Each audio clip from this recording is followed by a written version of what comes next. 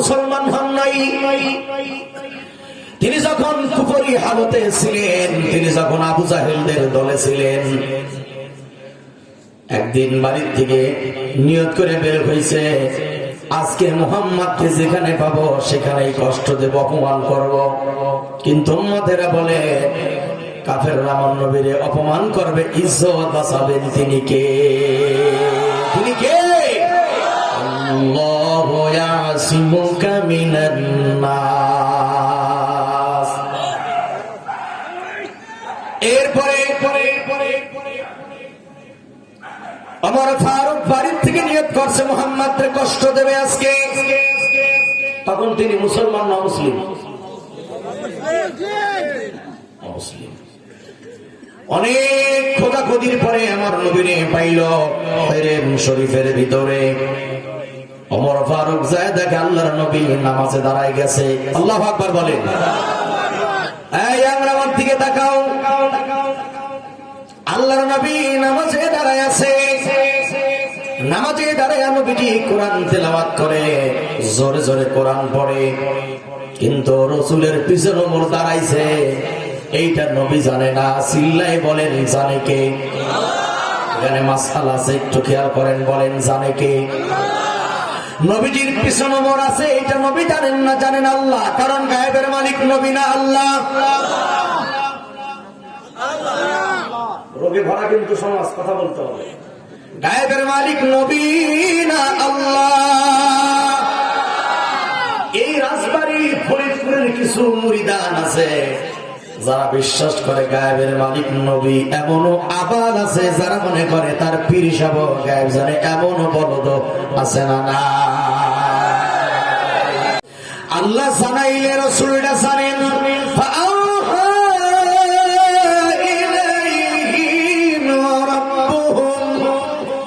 এমন কোন নবী নাই আল্লাহ পাক যাদের কাছে ওহী প্রেরণ করে নাই।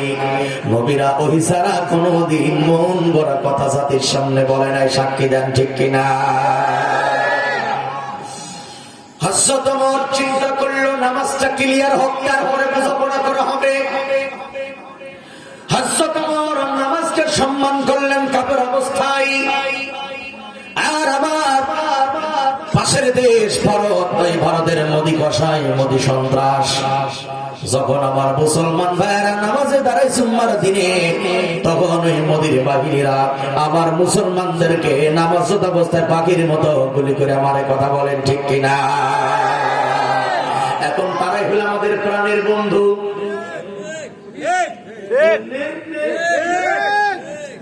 ঠিক কিনা?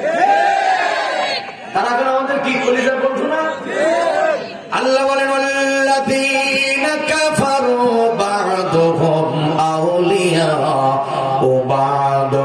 আল্লাহ বলেন বিশ্বের ময়দানে যত কাফের আছে, এক কাফের আরেক কাফেরের বন্ধু। এই কথাটা কার ভাই বলেন তো? সারা পৃথিবীর কাফের কাফেরের বন্ধু কথাটা আলেমদের না আল্লাহ? আল্লাহর কথার বাস্তবতা দেখেন।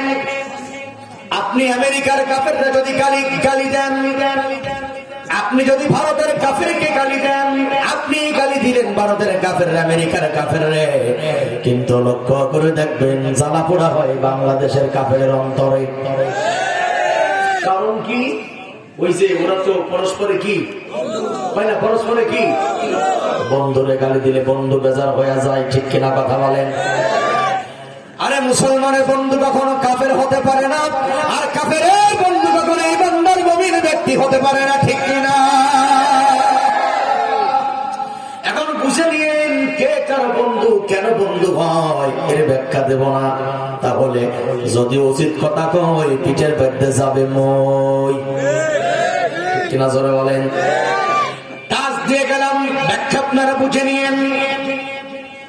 ওমর ফারুক বলে নামাজ ক্লিয়ার হোক, তারপরে বোঝাপড়া করব।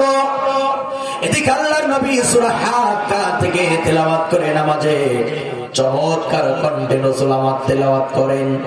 আল্লাহর নবীর তেলাওয়াত শুনে ওমর ফারুক পিছনে থমকে দাঁড়িয়ে আছেন, নড়ে না চড়ে না। আল্লাহু আকবার বলেন। হযরত ওমর নবীজির তেলাওয়াত চক্ষু দুইটা বন্ধ করে শুনে, আর মনে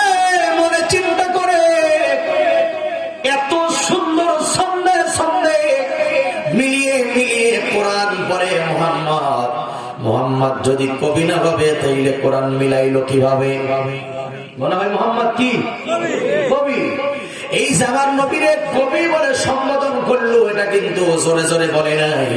ওমর বলেছেন মনে মনে, একটু জবানটা খুলে বলেন, মানুষের মনের খবর মানুষ জানে না, আল্লাহ জানে। কে জানে? কিন্তু আমাদের দেশের রাজবাড়ী ফরিদপুর বিশেষ করে কিছু মানুষ মনে করে মুরিদের দিলের খবর পীর বাবাই জানে। আছে না নাই? আসলে কি তাই? আসলে কি ব্যাপার তাই? মুরিদের অন্তরের খবর কি আসলে কি জানে? জানে কে? গন্ডামের অভাব নাই। ওই যে মাঝগন্ডা শরীফে বলছো না, কেউ ফেরে না খালি হাতে বাবা তোমার দরবারে। এই বছর উনি নিজে নমিনেশন পায় না, উনারই খালি কথা উনার দরবারে গেলে মুরিদরা বলে খালি হাতে ফেরে না, কিন্তু কাকা যান নিজেই নমিনেশন পাই নাই। তাহলে সেই বাটপার নিজেই খালি হাত, নিজের হাতের কিছু দিতে পারে না। আল্লাহর কসম, এই সমস্ত বাটপার ফান্ডরা মুরিদের হাতে গাজা ছাড়া কিচ্ছুই দিতে জানে না। ভণ্ড তো চেনেন না, মানুষের দিলের খবর মানুষ জানে। কে জানে? আল্লাহ জানে। ওমর যে পিছনে দাঁড়িয়ে নবীরে কবি বলল, এটা তো নবী জানে না, জানে আমার আল্লাহ। মাজারের সামনে দাঁড়াইয়া পাশা দেখায় না, ঘুরে দাঁড়ায় না, আমার বাবা জিন্দা, বাবা কবরে বৈশা সব দেখতেছে। বাবার দিকে পাশা দিলে পারে, বাবা যদি বদদোয়া দেয় পাশে আগুন ধরে যেতে পারে। এরকম পাগল ছাগল আছে না? তোর বাবার কবরে বৈশা কি দেখতেছে না দেখতেছে, এইগুলা আকিদা গুলা ভ্রান্ত আকিদা। মানুষের ডানে বামে সামনে পিছনে দেখার জন্য, শোনার জন্য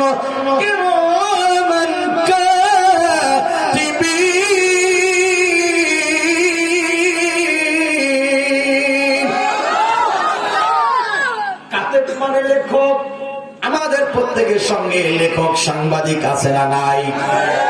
এই ছেলেরা কথা বল, আছে না নাই? তাহলে আল্লাহ পাক লেখার জন্য শোনার জন্য তো ফেরেশতা দিয়েছেন। মায়াল ফিযমিন ক্বাউলিন ইল্লা লাদাইহি রাকীবুন আতীদ। বান্দা জবানে যা বলো প্রত্যেকটা শব্দকে রেকর্ড করা হচ্ছে। সুবহানাল্লাহ পড়ে তুমি কি করো না করো সব লেখা হচ্ছে। সুতরাং কবরে বৈশা পীর কি দেখে না দেখে সেই চিন্তা বান্দা পাশা দেখায় না, কিন্তু ওই বান্দা এইটা চিন্তা করে না, আমি হারাম খাই গুনাহ করে আমার আল্লাহ দেখতেছে, এই চিন্তা না ফরমান করে না। ঠিক কিনা? পীরের বাড়ির দিক পা দিয়ে ঘুমায় না,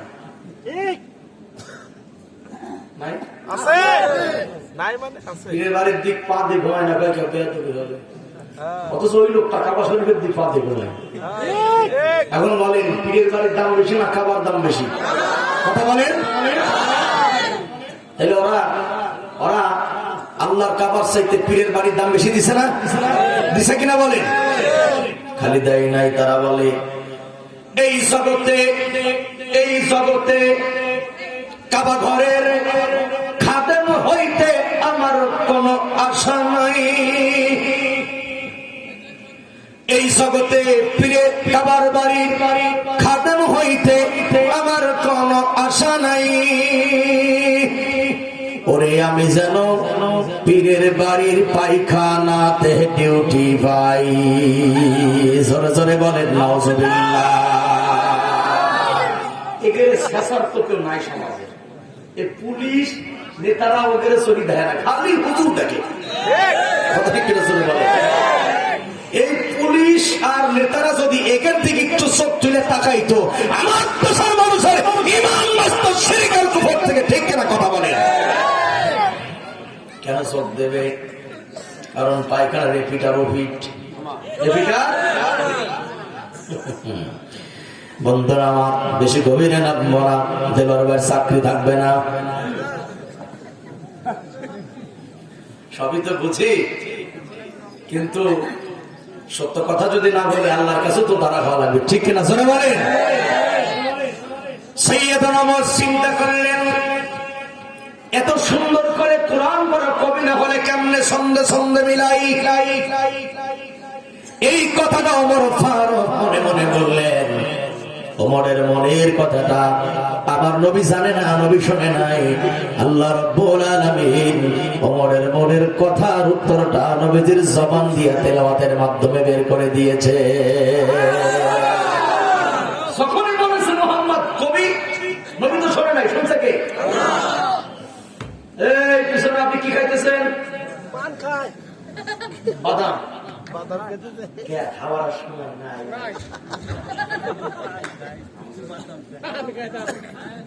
জাগালে দিছো গিলে ভালো,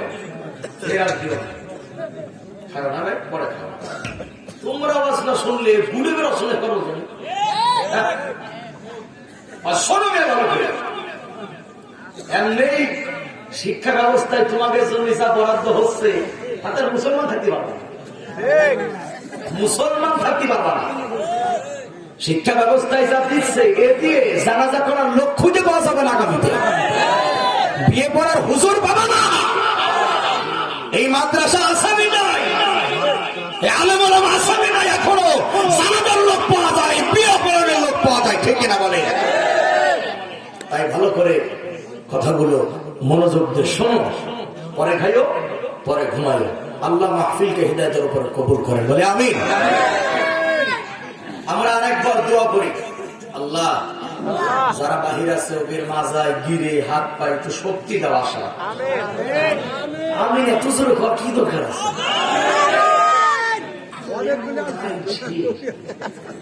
হ্যাঁ, আল্লাহ কবুল করে, বলে আমিন।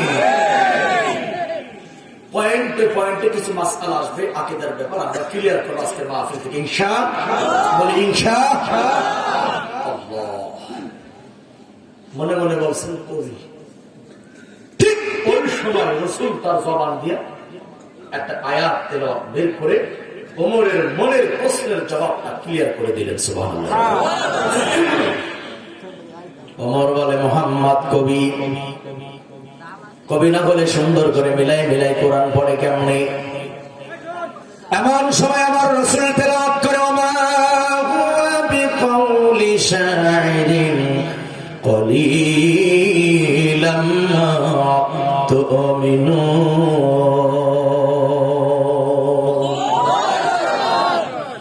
নবীজি বললেন না, এটা কোন কবির কথা নয়, এটা কোন কবির কবিতা নয়, তোমরা কম মানুষই ঈমান আনো, এটা কোন কবির কথা নয়। যখন উত্তর দিলেন ওমর ফারুক হতভম্ব হয়ে গেলেন। কি ব্যাপার? আমি তো বলেছি মনে মনে, মনের খবর মুহাম্মদ জানলো কেমনে? আবার বলেন, কে জানাইছে? আল্লাহ জানাইছে। মাশাআল্লাহ, উত্তর ঠিক আছে। হযরত ওমর বলে, আমার মনের কথা মুহাম্মদ জানলো কেমনে? তাহলে মনে হয় মুহাম্মদ গণনা করে করে আমার কথাগুলা জানতে পারছে, তাহলে মুহাম্মদ মনে হয় গণক হয়ে গেছে। নাউযুবিল্লাহ। পরে যখন বলেছে গণক হয়ে গেছে, তখন নবী আরেকখানা আয়াত পরে উত্তর দিলেন। আল্লাহু আকবার বলেন। এই উত্তর পাঠাচ্ছেন কে? ওয়ালা ইয়াতুনাকা বিমাসালিন ইল্লা জিনা তাফসীরা। কাফেররা যখনই রাসূল এখানে প্রশ্ন করে, আল্লাহ পাক উত্তম ব্যাখ্যার মাধ্যমে, সুন্দর উদাহরণের মাধ্যমে, আল্লাহ পাক আসমান থেকে উত্তম ব্যাখ্যার মাধ্যমে সকল প্রশ্নের জবাব আমার আল্লাহ পাক দিয়ে দেয়, ঠিক কিনা? যা প্রশ্ন করে উত্তর কে পাঠায়? ওয়ামা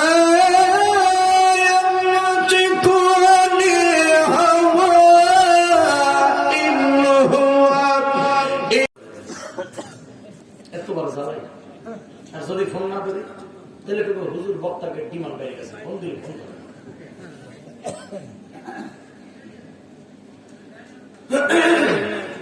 ভাইরা আমার, পরামর্শ হলো মুহাম্মদুর রাসূলুল্লাহ বলেন সাল্লাল্লাহু তাকে কারাগারে ভর্তি করা হোক।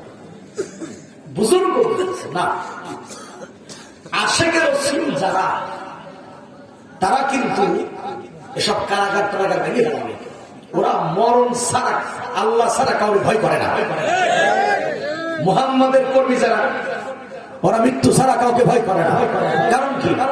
মুহাম্মাদের কর্মীরা লাল বোতল খায় না, নীল বোতল খায় না, গাঁজা খায় না, মদ খায় না, টেন্ডারবাজি করে না, চাঁদাবাজি করে না, হল দখল করে না, তেল চুরি করে না, ডাল চুরি করে না, বোম চুরি করে না, ভোট চুরি করে না। মুহাম্মাদের কর্মী যারা আমানতের খেয়ানত করে না, ওয়াদা বরখিলাফ করে না, এগুলি করে কারা?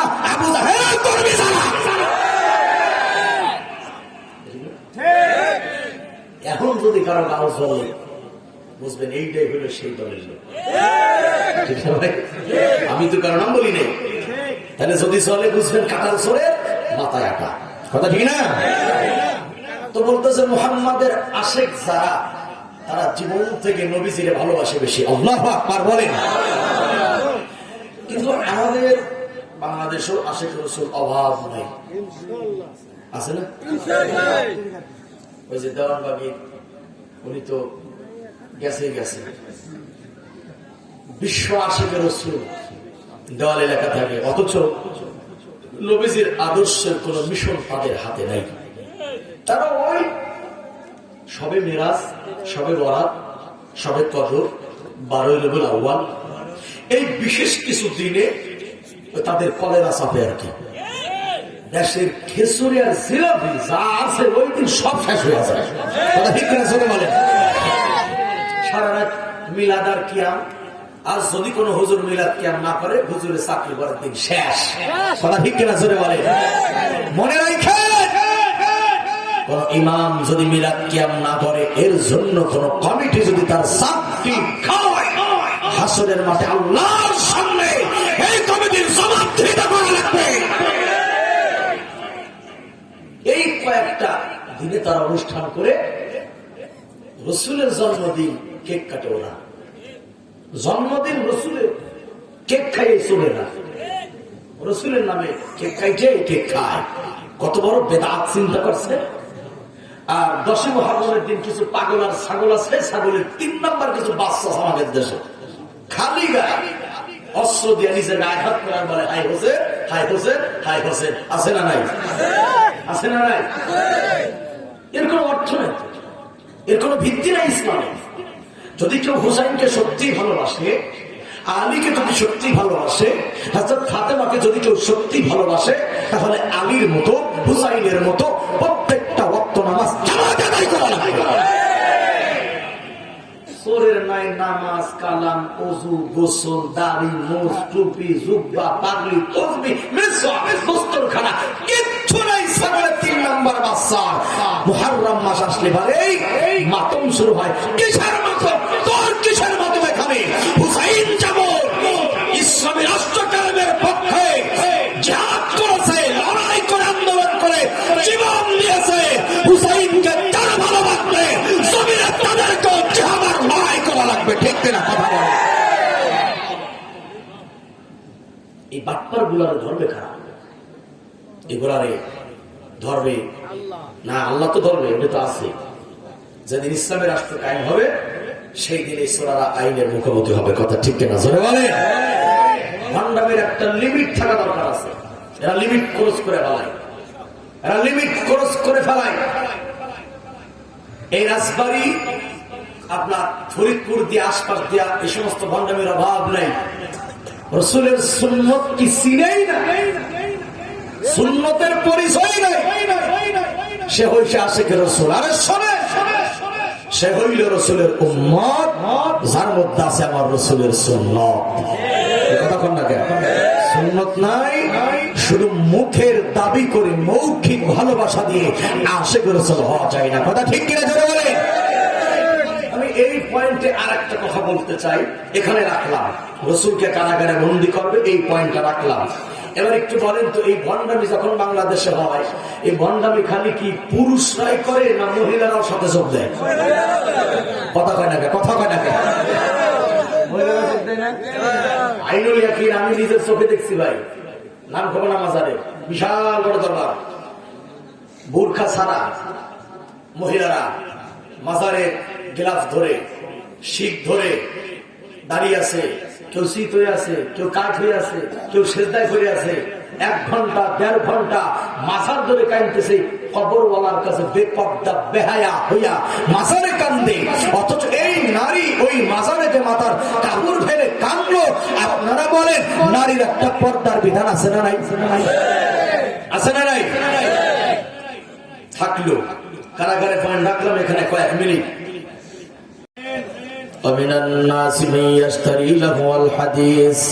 যুবকের আমার দিকে তাকাও, সোজা হয়ে বসো, সোজা হয়ে বসো। সূরা লুকমানের 6 নম্বর আয়াত আল্লাহ পাক বলেন,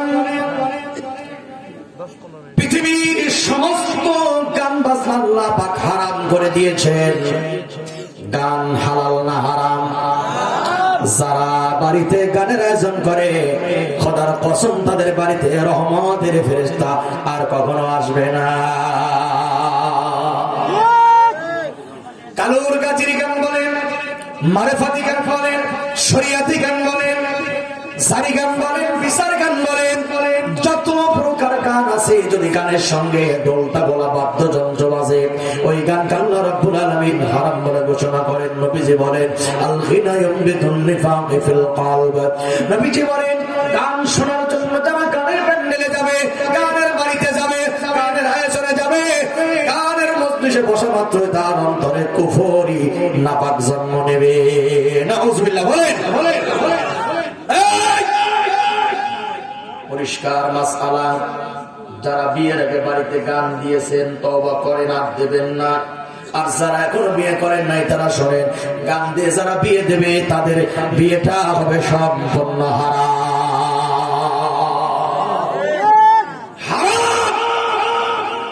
মুসলমানি দিয়া বাড়িতে ট্যাক্স বাজায় আছে না নাই?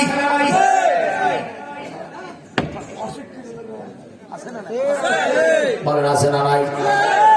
মুসলমানি দিয়া গান বাজাই, বিয়েতে গান বাজাই, আর কিছু কিছু গান বাজাই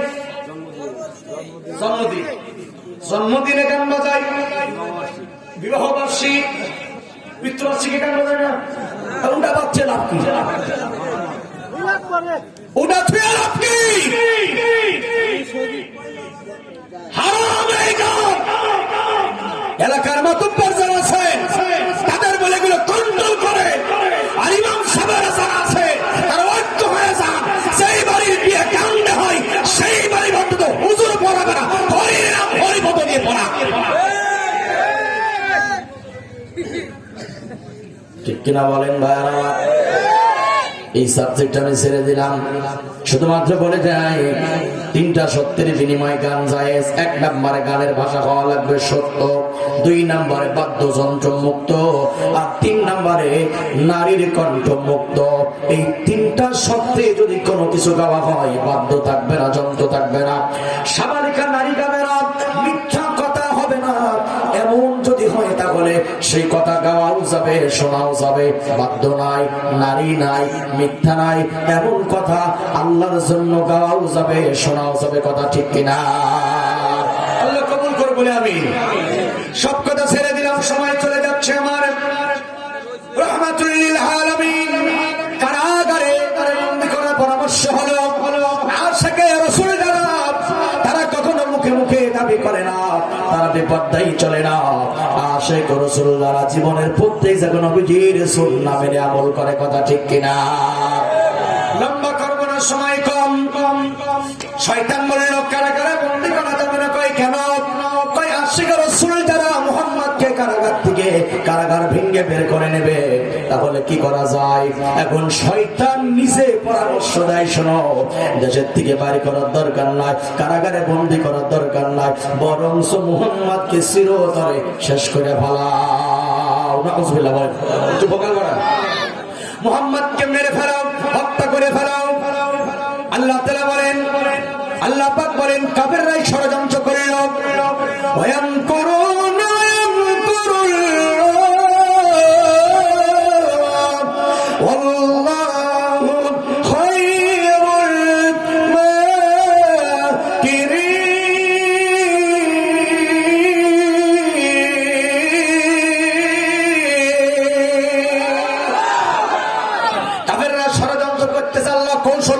দিয়েছে। আল্লাহু আকবার বলেন। এদিকে পরামর্শ হইল মুহাম্মদ হত্যা করে ফেলা হোক। রাতের আধারে নবীজির বাড়িকে ঘেরাও করা হলো। আমার নবী আলীকে বিছানায় শুয়াইলেন। আপনারা ঘটনা জানেন। আল্লাহর পয়গম্বর ঘরের থেকে বের হবে। আল্লাহ বললেন, হাবিব এক মুষ্টি বালু হাতে নেন।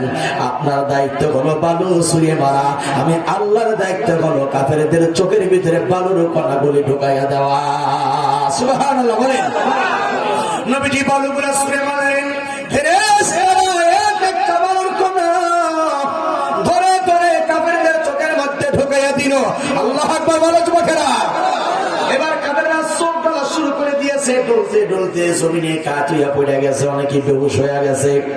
আল্লাহ রাব্বুল আলামিন কাফেরদের চোখের সামনে দিয়া আমার নবীরে বাইর করে দিলেন। কাফেররা টেরও পায় না। ওই আল্লাহ আছে না নাই? ওই আল্লাহ আছে না নাই? হাজার ষড়যন্ত্র করে দিন প্রচার করা ঠেকাইতে পারে নাই। ঠিক এখনো পৃথিবীতে যারা ষড়যন্ত্রে লিপ্ত আছে তারাও সাকসেস হবে না। এরকম ধরবে, মারবে, কারাগারে বন্দী করবে। এর ভিতরে আল্লাহ রাব্বুল আলামিন তার দিনকে জমিনে কায়েম করে দেবে। কথা ঠিক কিনা? আয় আল্লাহ তুমি কবুল করে বলি আমিন। কোরআন বলে, ফামান তাবিয়া হুদায়া ফালা খাউফুন আলাইহিম ওয়ালা হুম ইয়াহজানুন। এই কিতাব যারা মানবে, আল্লাহ বলেন তাদের কোনো ভয় নাই।